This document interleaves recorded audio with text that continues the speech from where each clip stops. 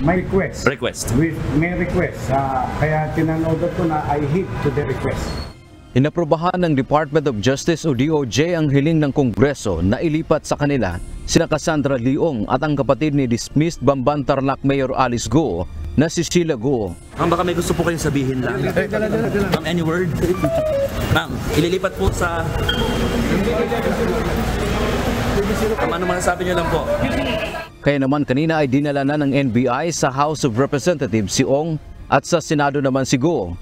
Paliwanag ni NBI Director Jaime Santiago, kapag nasagot na ng mga ito ang contempt order ng Senado o Kamara, ibabalik naman sa kanila ang dalawa.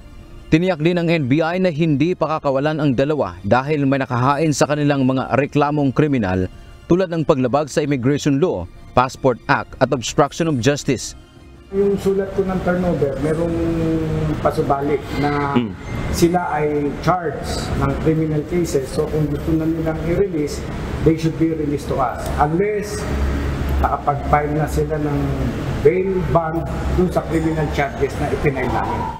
Itinanggi ni Santiago ang sinabi ng abogado ni Ong na si Attorney Ferdinand Topacio na arbitrary o illegal ang pagdetine sa kliyente nito. Ayon kay Santiago, wala silang nilabag na proseso. Huwebes ng alas 10 ng gabi nila inaresto si Ong at 2 oras ay holiday na noong Biyernes. Walang arbitrary detention dito. Remember, ang arbitrary detention nagraran lamang pagka may office hour. Holiday tayo magmula pa ng Biyernes eh. Buti nga kahit na holiday ngayon, nagtatrabaho kami. Katwiran ni Topacio, wala pa umano kasing kaso sa korte si Ong. Kaya walang dahilan na arestuhin ito at ikulong ng NBI. Ang legislative warrant anya ng Kamara laban sa kanyang kliyente ay malinaw na ang Sergeant at Arms at ang Philippine National Police ang magpapatupad nito at hindi ang NBI.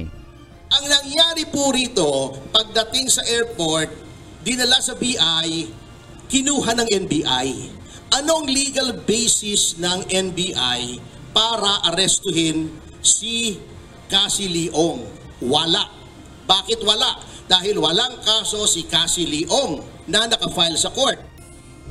Binigyang diin naman ng NBI walang issue ng politika o ng impluensya sa kanila sa pag-aresto at pagdetine kina Go at Ong. Dan Diamento, UNTV, News and Rescue. Diyos ang aming sandigan, serbisyo publiko ang aming pinahahalagahan.